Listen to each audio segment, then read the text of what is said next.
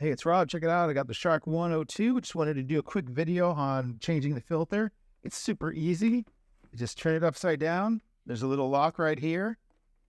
And you just twist it towards the image that shows that it's unlocked.